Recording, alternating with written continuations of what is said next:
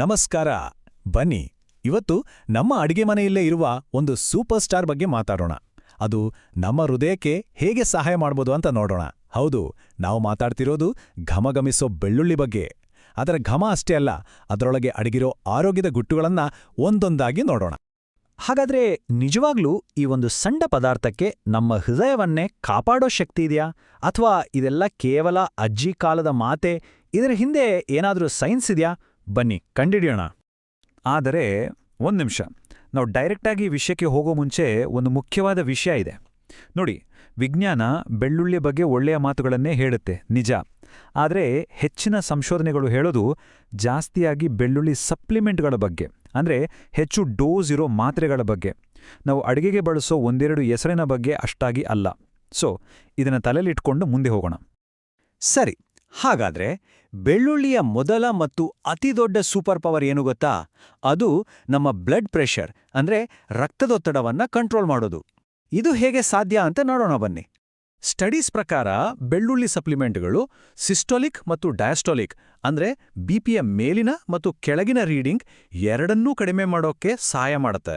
ಯಾರಿಗೆ high BP ಇದೆಯೋ ಅವರಿಗಿದು ನಿಜಕ್ಕೂ ಒಂದು ಒಳ್ಳೆ ಸುದ್ದಿ ಅಲ್ವಾ? ಹಾಗಾದ್ರೆ ಇದರ ಹಿಂದಿನ ಸೀಕ್ರೆಟ್ ಏನೋ? ಅದಕ್ಕೆ ಕಾರಣ ವ್ಯಾಸೋಡಿಲೇಟರ್ ಅನ್ನೋ ಒಂದು ಪ್ರಕ್ರಿಯೆ. ಏನಿದು ಅಂದ್ರೆ, ಬೆಳ್ಳುಳ್ಳಿಯಲ್ಲಿರೋ ಸಲ್ಫರ್ ಕಾಂಪೌಂಡ್ಸ್ ನಮ್ಮ ರಕ್ತನಾಳಗಳನ್ನ ರಿಲ್ಯಾಕ್ಸ್ ಮಾಡಿಸುತ್ತೆ, ಸ್ವಲ್ಪ ಅಗಲ ಮಾಡುತ್ತೆ. ಇದರಿಂದ ಏನಾಗುತ್ತೆ? ರಕ್ತ ಆರಾಮಾಗಿ ಹರಿಯುತ್ತೆ, ಪ್ರೆಷರ್ ಕಮ್ಮಿಯಾಗುತ್ತೆ. Simple and effective. ಸರಿ, ಬಿಪಿ ಕಂಟ್ರೋಲ್ ಮಾಡೋದು ಕಥೆಯ ಒಂದು ಭಾಗ ಅಷ್ಟೇ. ಬೆಳ್ಳುಳ್ಳಿಯ ಇನ್ನೊಂದು ದೊಡ್ಡ ಕೆಲಸ ಅಂದ್ರೆ ನಮ್ಮ ದೇಹದಲ್ಲಿರೋ ಕೆಟ್ಟ ಕೊಲೆಸ್ಟ್ರಾಲ್ ವಿರುದ್ಧ ಫೈಟ್ ಮಾಡೋದು. ಬನ್ನಿ ಅದ್ರ ಬಗ್ಗೆನೂ ತಿಳ್ಕೊಳ್ಳೋಣ.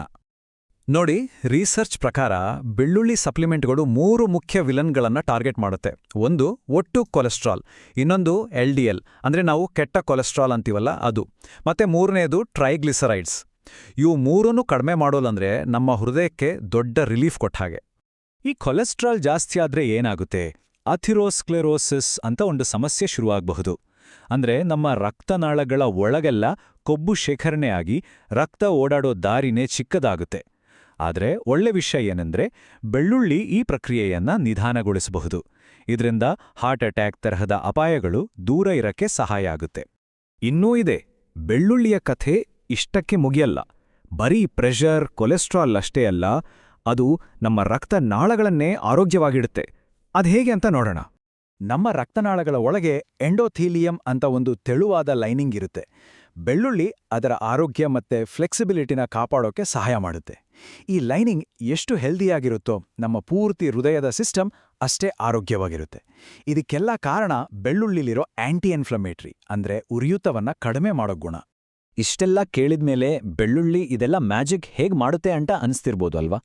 ಬನ್ನಿ ಅದರ ಹಿಂದಿರೋ ಸೈನ್ಸ್ ಏನು ಅಂತ ನೋಡೋಣ. ಇದರ ಅಸಲಿ ಹೀರೋ ಯಾರು ಗೊತ್ತಾ? ಸಲ್ಫರ್, ಅಂದ್ರೆ ಗಂಧಕ. ಇದನ್ನ ಸಿಂಪಲ್ ಆಗಿ ಅರ್ಥ ಮಾಡ್ಕೊಳ್ಳೋಣ. ಸ್ಟೆಪ್ 1, ನಾವು ಬೆಳ್ಳುಳ್ಳಿ ತಿಂದಾಗ ಅದರಲ್ಲಿರೋ ಸಲ್ಫರ್ ಕಾಂಪೌಂಡ್ಸ್ ನಮ್ಮ ದೇಹದೊಳಗೆ ಹೋಗುತ್ತೆ. ಸ್ಟೆಪ್ 2, ಅವು ನೇರವಾಗಿ ಲಿವರ್ಗೆ ಹೋಗಿ ಕೊಲೆಸ್ಟ್ರಾಲ್ ತಯಾರಿಸೋಕೆ ಬೇಕಾದ ಕೆಲವೊಂದು ಎಂಜೈಮ್ಗಳನ್ನ ಬ್ಲಾಕ್ ಮಾಡುತ್ತೆ. ಹಾಗಾದ್ರೆ ಫೈನಲ್ ರಿಸಲ್ಟ್ ಏನು? ಲಿವರ್ ಕಡಿಮೆ ಕೊಲೆಸ್ಟ್ರಾಲ್ ತಯಾರಿಸುತ್ತೆ. ನೋಡಿದ್ರಾ, ಎಷ್ಟು ಸಿಂಪಲ್ ಆದ್ರೆ ಎಷ್ಟು ಪವರ್ಫುಲ್ ಪ್ರೋಸೆಸ್. ಆದ್ರೆ ಇಲ್ಲಿ ಹೀರೋ ಬರೀ ಸಲ್ಫರ್ ಒಬ್ನೇ ಅಲ್ಲ. ಬೆಳ್ಳುಳ್ಳಿಯಲ್ಲಿ ಪಾಲಿಫಿನಾಲ್ಗಳ ಥರ ಬೇರೆ ಪವರ್ಫುಲ್ ಕಾಂಪೌಂಡ್ಸ್ ಕೂಡ ಇವೆ. ಇವೆಲ್ಲ ಒಂದು ಟೀಮ್ ಥರ ಒಟ್ಟಿಗೆ ಕೆಲಸ ಮಾಡಿ ನಮ್ಮ ಹೃದಯಕ್ಕೆ ಒಳ್ಳೇದ್ ಮಾಡ್ತವೆ. ಇದೊಂಥರ ಟೀಮ್ ವರ್ಕ್ ಇದ್ದ ಹಾಗೆ. ಓಕೆ, ಈ ಸೈನ್ಸ್ ಎಲ್ಲ ಕೇಳೋಕೆ ಚೆನ್ನಾಗಿದೆ. ಆದರೆ ಇದನ್ನ ನಮ್ಮ ಡೈಲಿ ಲೈಫಲ್ಲಿ ಹೇಗೆ ಅಳವಡಿಸ್ಕೊಳ್ಳೋದು? ಬನ್ನಿ ಕೆಲವು ಸಿಂಪಲ್ ಪ್ರಾಕ್ಟಿಕಲ್ ಟಿಪ್ಸ್ ನೋಡೋಣ. ಸರಿ, ಹಾಗಾದ್ರೆ ದಿನಕ್ಕೆ ಎಷ್ಟು ಬೆಳ್ಳುಳ್ಳಿ ತಿಂದ್ರೆ ಸಾಕು? ಎಕ್ಸ್ಪರ್ಟ್ಸ್ ಹೇಳೋ ಪ್ರಕಾರ ದಿನಕ್ಕೆ 1-2 ಮೀಡಿಯಂ ಸೈಜ್ ಬೆಳ್ಳುಳ್ಳಿ ಎಸಳುಗಳು ಸಾಕು. ಇದು ನಮ್ಮ ಹೃದಯದ ಆರೋಗ್ಯಕ್ಕೆ ಸಪೋರ್ಟ್ ಮಾಡುತ್ತೆ, ಮತ್ತೆ ಹೆಚ್ಚಿನವರಿಗೆ ಇದು ಸೇಫ್ ಕೂಡ. ಬೆಳ್ಳುಳ್ಳಿಯನ್ನ ಊಟದಲ್ಲಿ ಸೇರಿಸೋದು ತುಂಬಾನೇ ಸುಲಭ. ನೀವು ಮಾಡೋ ಸೂಪ್, ಸಾಂಬಾರ್, ಪಲ್ಯ ಯಾವುದು ಬೇಕಾದರೂ ಸರಿ, ಅದಕ್ಕೆ ಸ್ವಲ್ಪ ಬೆಳ್ಳುಳ್ಳಿ ಸೇರಿಸಿ, ರುಚಿನೂ ಹೆಚ್ಚಾಗತ್ತೆ, ಆರೋಗ್ಯಕ್ಕೂ ಒಳ್ಳೆಯದು. ಹೋಗೋ ಮುನ್ನ 3 ಮುಖ್ಯವಾದ ಪಾಯಿಂಟ್ಸ್ ನೆನಪಲ್ಲಿಟ್ಕೊಳ್ಳೋಣ. 1, ನಾವು ನೋಡಿದ ಹೆಚ್ಚಿನ ಸ್ಟ್ರಾಂಗ್ ಎವಿಡೆನ್ಸ್ ಬಂದಿರೋದು ಸಪ್ಲಿಮೆಂಟ್ಗಳಿಂದ. 2, ಹಾಗಂತ ನಮ್ಮ ಅಡುಗೆಯಲ್ಲಿ ಬಳಸೋ ಬೆಳ್ಳುಳ್ಳಿಯಿಂದ ಪ್ರಯೋಜನ ಇಲ್ಲ ಅಂತಲ್ಲ, ಅದರಿಂದಾನೂ ಖಂಡಿತವಾಗಿ ಒಳ್ಳೆಯದಾಗತ್ತೆ. ಮತ್ತು 3ನೇದು, ಇದು ಎಲ್ಲದಕ್ಕಿಂತ ಮುಖ್ಯ, ನಿಮ್ಮ ಆಹಾರದಲ್ಲಿ ದೊಡ್ಡ ಬದಲಾವಣೆ ಮಾಡೋ ಮುಂಚೆ ಅಥವಾ ಯಾವುದೇ ಹೊಸ ಸಪ್ಲಿಮೆಂಟ್ ಶುರು ಮಾಡೋ ಮುಂಚೆ ದಯವಿಟ್ಟು ನಿಮ್ಮ ಡಾಕ್ಟರ್ ಜೊತೆ ಒಮ್ಮೆ ಮಾತನಾಡಿ.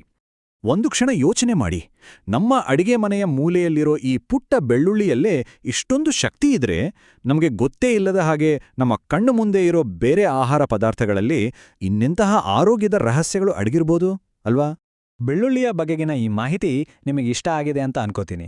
ಇದೇ ಥರದ ಇನ್ನೂ ಹೆಚ್ಚು ಆರೋಗ್ಯಕರ ಇಂಟ್ರೆಸ್ಟಿಂಗ್ ವಿಷಯಗಳನ್ನು ತಿಳ್ಕೋಬೇಕು ಅಂದರೆ ನಮ್ಮ ಚಾನೆಲ್ಗೆ ಸಬ್ಸ್ಕ್ರೈಬ್ ಆಗೋದನ್ನು ಮರಿಬೇಡಿ.